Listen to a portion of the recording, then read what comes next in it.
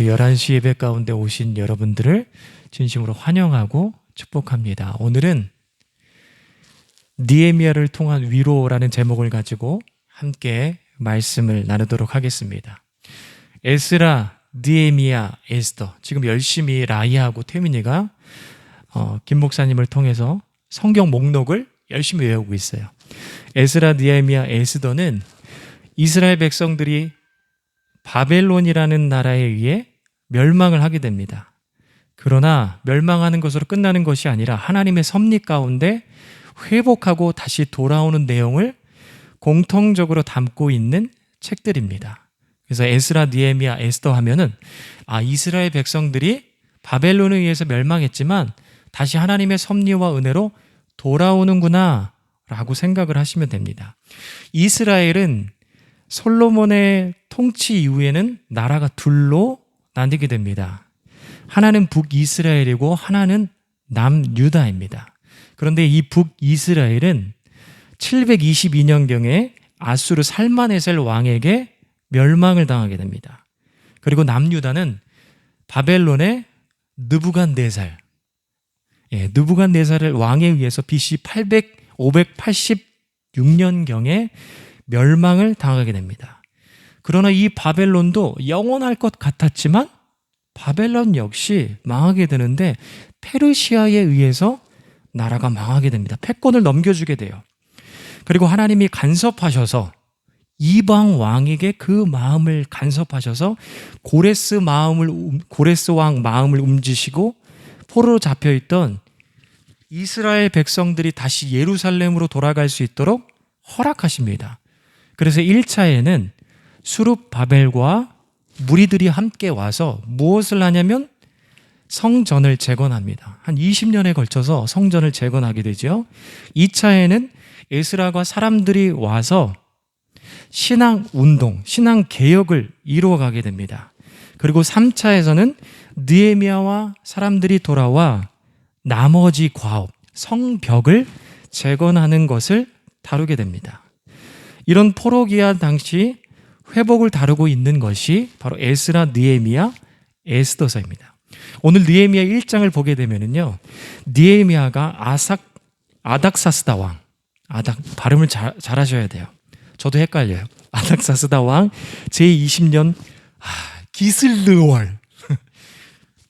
우리 달력으로 바꾸게 되면 종교력으로 하게 되면 3월이지만 9월달이라고 합니다. 기슬르월의 수상궁에 있었습니다. 이 수상궁에 왕의 대신으로 있는데 그때 그의 형제 하나니가 여러 사람과 와서 예루살렘 소식을 전하는데 그 예루살렘 소식이 좋지 않아요. 어떤 소식이었습니까? 2차례에 걸쳐 이스라엘 백성들은 이미 포로 귀환한 상태예요. 그런데 성벽이 재건되지 못하다 보니까 외부의 공격이 계속해서 끊임없이 이루어지고 이방 민족들을 통해서 수치를 당해요. 능욕을 당합니다. 그리고 예루살렘 성이 계속해서 회파되고 그리고 성문이 불탔다라는 소식을 듣게 됩니다. 이 말을 듣고 나서 느헤미야는 수일 동안 울고 금식하며 하나님 앞에 회개합니다. 마치 자신의 죄 때문에 이런 것처럼 하나님 앞에 통회하며 기도하는 것이죠. 그리고 느헤미야가 기도한 내용이 5절부터 11절까지의 내용이에요. 자신이 그 내용을 보게 되면 자신이 하나님 앞에 범죄한 내용을 다루고 있는 것이 아니라 민족의 죄를 하나님 앞에 기도하고 있다라는 거예요. 이스라엘 민족은 하나님께서 택하신 백성, 언약의 백성입니다. 그 언약의 백성 모세를 통해서 율법과 계명을 허락해 주셨죠. 근데 그 율법과 계명을 지키지 않았다라고 이야기를 해요. 지키지 않고 그들이 지키는데 또한 그 마음 가운데 하나님이 주시는 마음으로 전혀 그 말씀을 지키지 않았어요. 그래서 지금 이렇게 됐는데 다시 한번 하나님께서 이스라엘 백성들 마음 가운데 하나님을 율법과 계명과 하나님을 사랑할 수 있는 마음을 주시옵소서.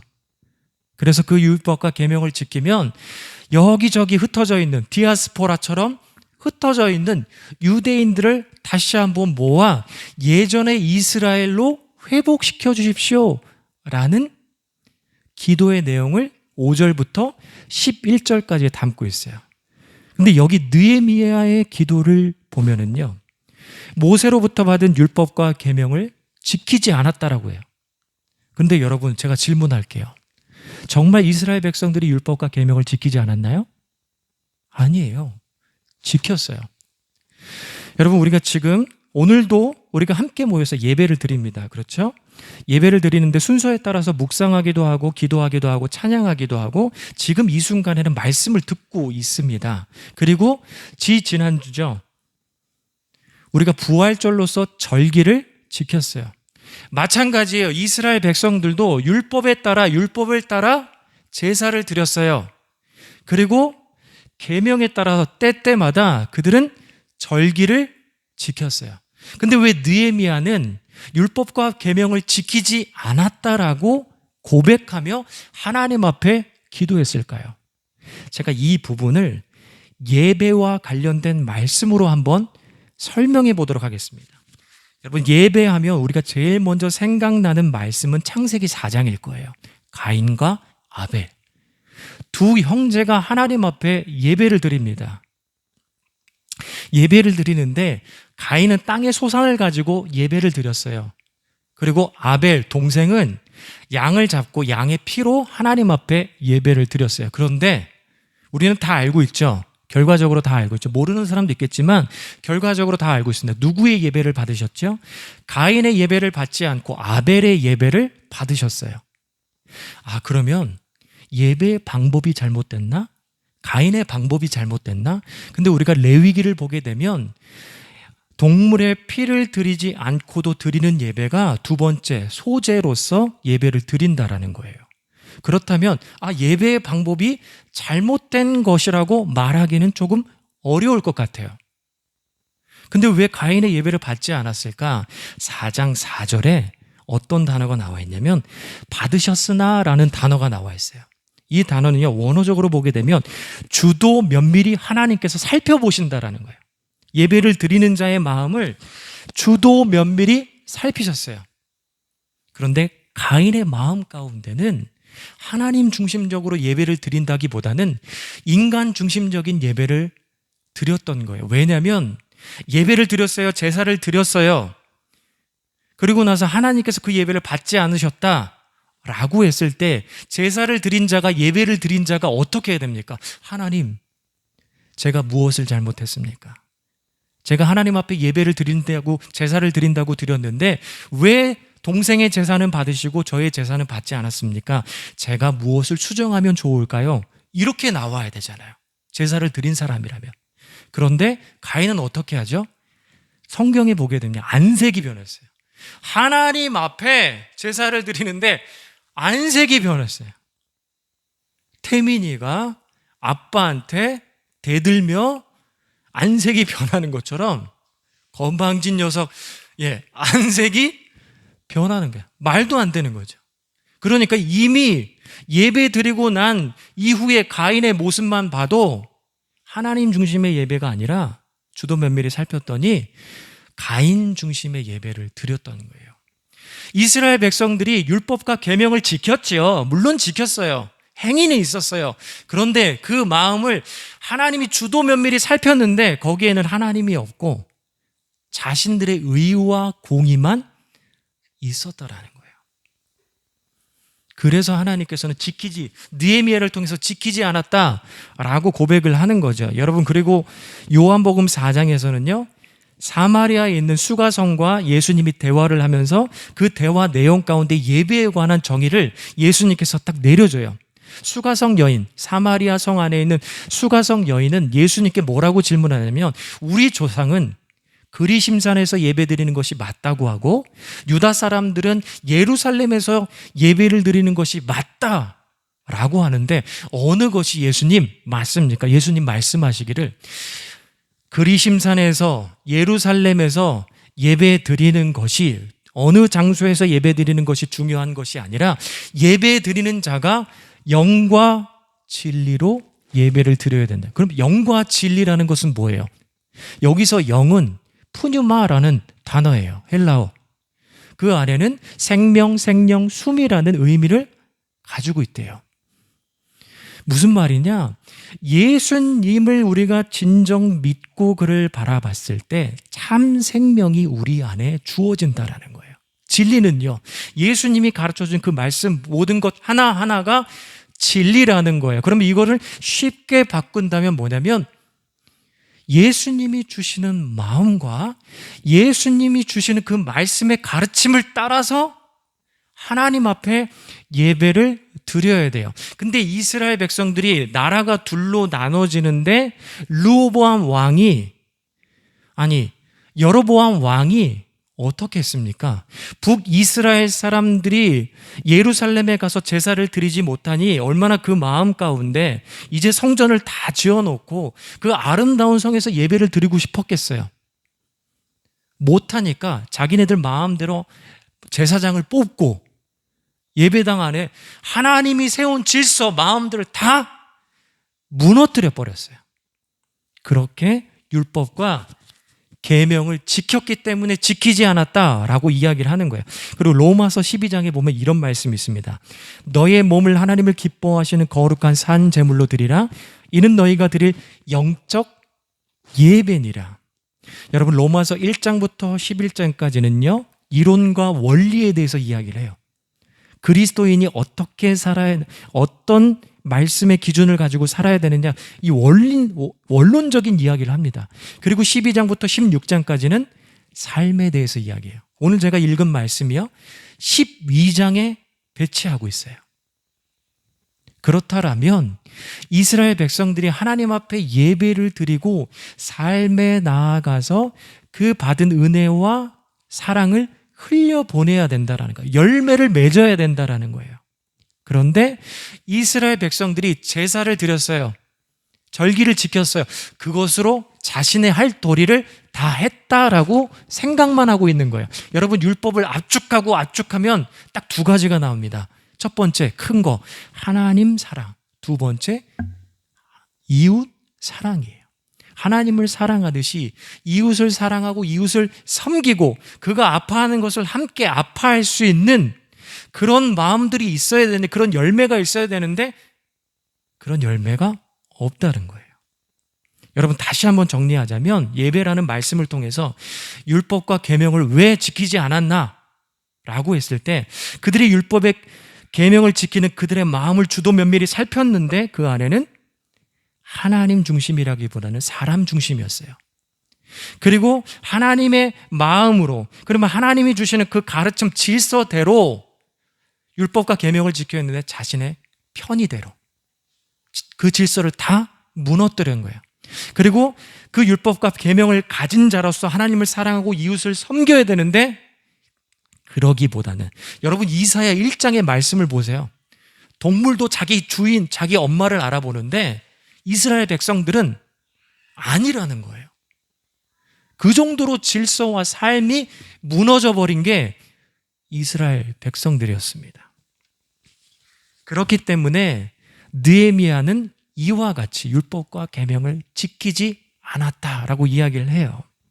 그러나 여러분, 하나님은요 이스라엘 백성들과 언약을 맺으셨어요. 약속을 맺으셨어요. 그렇기 때문에 이스라엘 백성들을 그렇게 가만히 내버려 둘 수 없었던 것이죠. 그 약속 때문에 느헤미야를 통해서 일하십니다. 여러분, 느헤미야의 이름의 뜻은 하나님이 위로하신다예요. 하나님이 위로하신다. 포로 가운데 있는 이스라엘 백성들 가만히 내버려 둘 수 없고 하나님께서는 느헤미야를 통해서 그를 위로할 준비를 하고 계시는 거예요. 느헤미야는 아까도 우리가 말씀을 읽었지만 그의 형제 하나니를 통해 예루살렘의 안 좋은 상황들에 대해서 듣게 됩니다. 듣고 나서 수일 동안 그가 울며 또한 금식하며 하나님 앞에 기도했어요. 근데 여러분, 그 기간이요 단순히 뭐 하루 이틀 기도한 것이 아니라 4개월 동안 계속해서 눈물을 흘리며 금식하며 기도했다라고 이야기를 합니다. 여러분, 느헤미야는요 예루살렘에서 태어나서 포로로 끌려온 사람이 아니에요. 예루살렘에서 함께 하나님 앞에 성전에 서서 예배를 드리고 그때 그 영광을 경험했던 사람이 아니에요. 느헤미야는 포로 2세대 사람이에요. 포로 2세대. 태어났는데 이스라엘 땅이 아니라 이방 땅인 거예요. 이방 땅. 그러니까 이방 땅에서 하고 있는 행위들 그리고 문화들에 대해서 더 익숙한 사람입니다. 그런데 하나님께서는 섭리하시고 간섭하셔서 느헤미야를 통해서 그들의 마음을 위로하기를 하시는 거예요. 이거는 하나님의 섭리가 없고서는 있을 수 없는 일인 거죠. 하나님께서는 그 마음을 움직이시고 이스라엘을 대표하여 기도하게 하십니다. 그리고 느헤미야는 그 이후에 용기를 내게 되죠. 용기를 내게 돼서 아닥사스다 왕에게 이야기를 해요. 제 나라에 이런 일들이 여차여차해서 있습니다 라고 이야기를 하죠. 근데 이 아닥사스다 왕이 느헤미야를 얼마나 신임하고 사랑했는지 사실 아닥사스다 왕이 들어주지 않아도 돼요. 그런데 여기서 또 한 번 하나님께서 섭리하시죠. 아닥사스다 왕의 마음을 움직이시고 심지어 가는 것을 허락하는 것뿐만 아니라 사람들도 함께 보내고 그 성벽을 재건하는 데 있어서 쓸 수 있는 재료들까지 함께 같이 보냅니다. 그렇게 해서 느헤미야는 이스라엘 백성들과 함께 출발해서 수개월을 거쳐서 예루살렘에 도착을 해요. 예루살렘에 도착을 합니다. 그리고 나서 공사를 시작하는데 공사하는데 쉽게 일이 또 진행이 되는 것이 아니에요. 공사하는 가운데 내부에 어려움도 있었어요. 그리고 외부에 공격도 있었어요. 그 공격을 막아내면서 성벽을 재건해야 됩니다. 그리고 결국에는 52일 만에 성벽을 재건하고 성벽의 길이는 4km라고 이야기를 합니다. 이스라엘 백성들이 성벽이 재건되지 않음으로 인해서 아까도 우리가 말씀 본문을 통해서 알 수 있는 것은 외부로부터 계속 공격을 받았다라는 거예요. 그러면 포로 민족으로서 다시 고향 땅으로 돌아와서 성장하기가 어려운 거예요. 그런데 그 성벽을 느헤미야와 그 이스라엘 백성들이 52일 만에 재건을 해줬어요. 그전에는 마치 이런 모양이에요. 모래성을 막 쌓아요. 그러다가 무너져요. 다음 단계로 넘어갈 수 없어. 근데 이제는 성벽이 재건됨으로 인해서 이스라엘 백성들이 자금했던 이제 포로 귀환해서 조금 모였던 그 민족이 다시 옛날의 영광을 찾을 수 있는 기점을 성벽의 재건을 통해서 마련한 거죠. 그러니 이스라엘 백성들에게는 엄청난 위로가 됐을 것이에요. 하나님은요, 느헤미야의 그 하나님, 느헤미야를 통해서 일하시는 그 하나님은 우리가 부활절 말씀을 통해서도 알 수 있듯이 지금도 살아 역사하십니다. 그리고 오늘 우리에게도 그 은혜를 흘려보내십니다. 우리를 위로하세요. 제가 지난주에 예배를 드리는데 물론 오늘도 너무 감사합니다. 수석이와 그리고 또 우리 권사님과 아버님이 함께 오셔서 정말 같이 예배를 드리는데 큰 위로가 됐어요. 그리고 오후에는 영진교회를 담임하고 있는 오성민 목사님과 선교부가 와서 같이 함께 뜨겁게 이 자리에서 같이 기도해 주셨어요. 정말 제 마음에 다시 한번 불이 지펴지는 그 순간이었어요. 너무 감사했어요. 그리고 주중에는 5분만 차를 타고 가다 보면 볼 수 있는 교회인데 남양주 광염교회에서 이기훈 목사님과 박규성 목사님이 오셨어요. 오셨는데 그냥 빈손으로 온 게 아니라 미카엘 반주기를 사갖고 오셨어요. 담임 목사님이 사가지고 가라는 거예요. 중고? 아니에요. 새고. 예. 그래서 와서 같이 때때마다 저희 교회를 잊지 않고 그렇게 선물도 주시고 교제할 수 있는 사람도 보내주십니다. 그리고 지난주엔 또 노예가 있어. 노예 이후에는 제가 존경하고 사랑하는 이진호 목사님과 함께 차를 마시면서 목회에 대한 깊은 이야기를 나눴어요.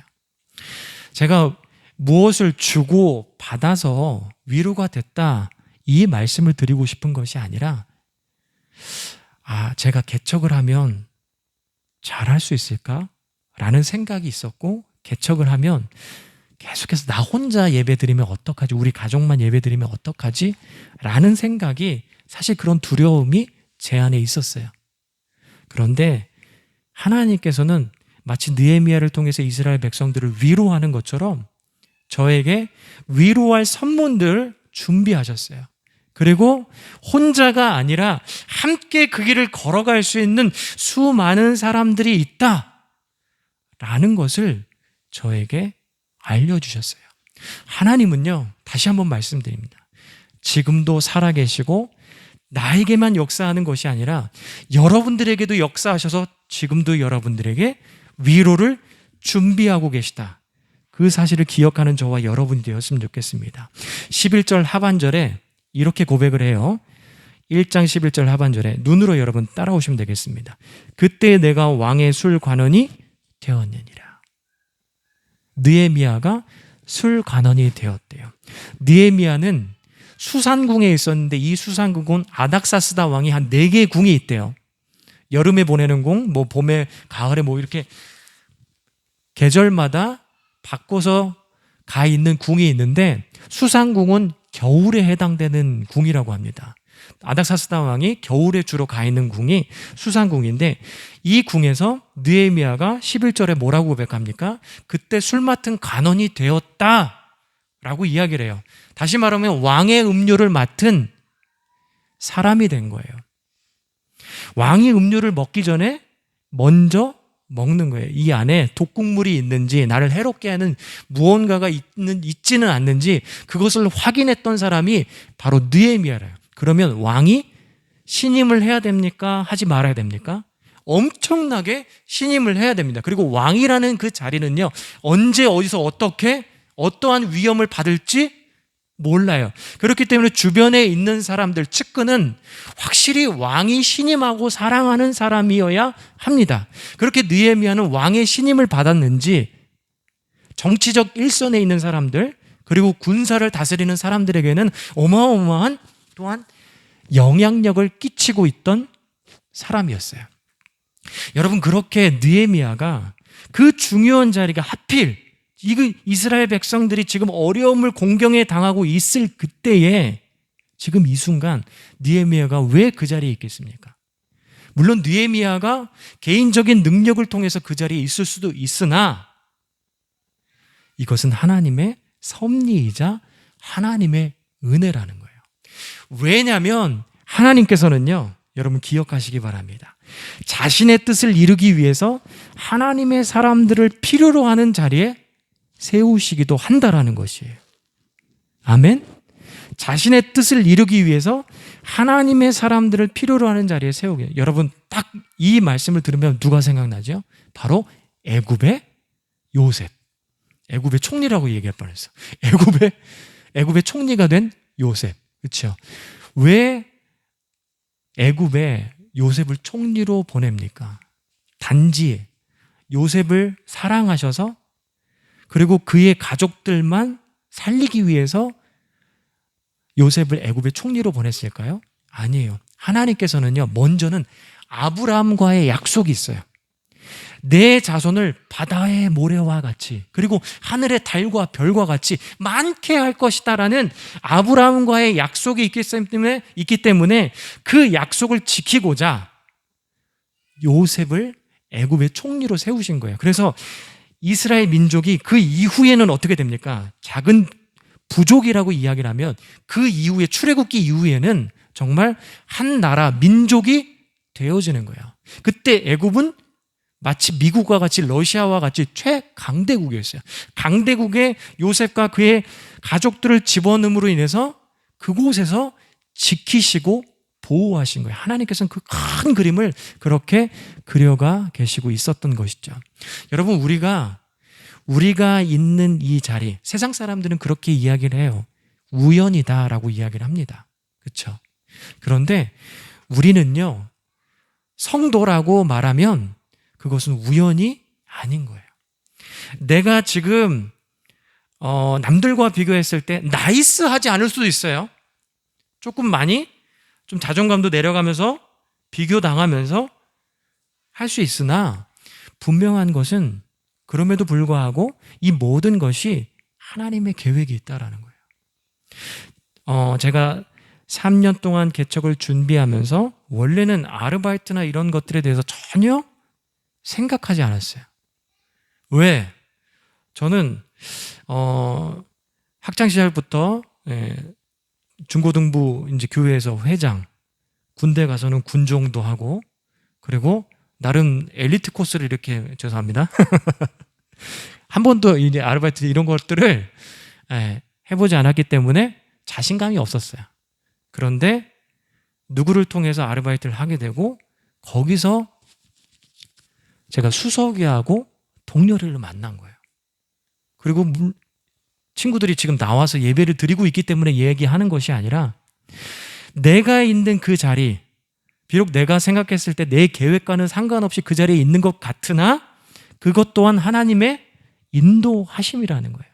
그리고 그 자리에서 내가 하나님의 뜻을 이룰 수 있는 것이 무엇인가 우리가 기도하고 깨어 있으면 하나님께서 또 그 자리를 통해 하나님의 나라를 확장하시고 하나님의 뜻을 이루어 가시고, 그 뜻을 이루어 가는데 하나님의 위로를 흘려 보내주신다라는 거예요.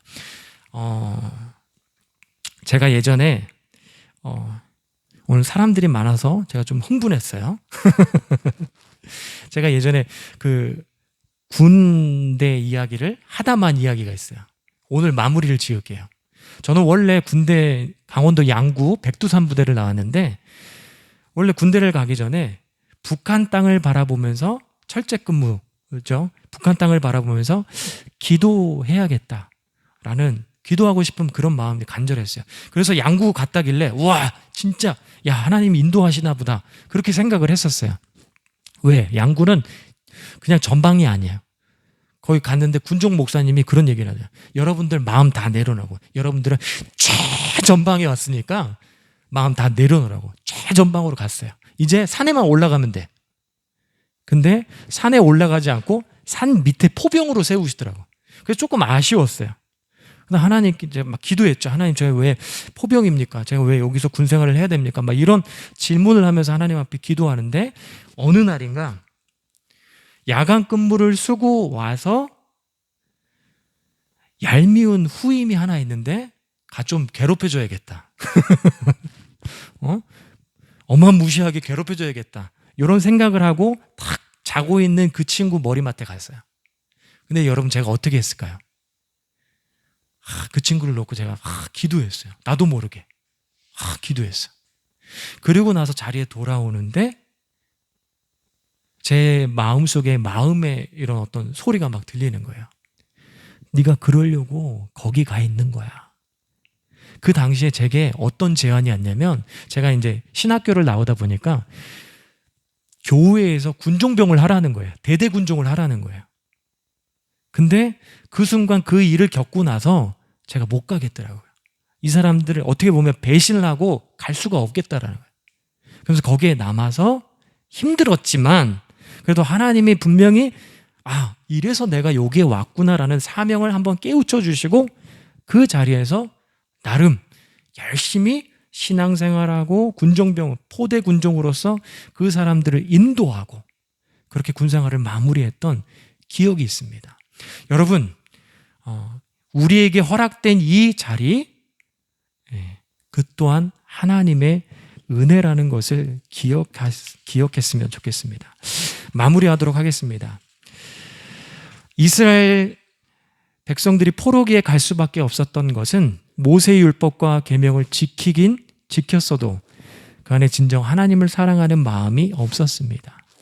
행위는 있었지만 신앙 고백이 없었어요. 행위는 있었지만 정성이 없었어요. 이런 모습이 아닌 사랑과 고백과 정성을 담아 기도하고 행동하는 우리가 되어야 합니다. 그리고 하나님은 느헤미야를 통해서 위로하셨습니다. 그 하나님 지금도 살아계셔서 우리를 위로하십니다. 우리에게 주어지는 자리는 그냥 우연히 주어지는 자리가 절대 아닙니다.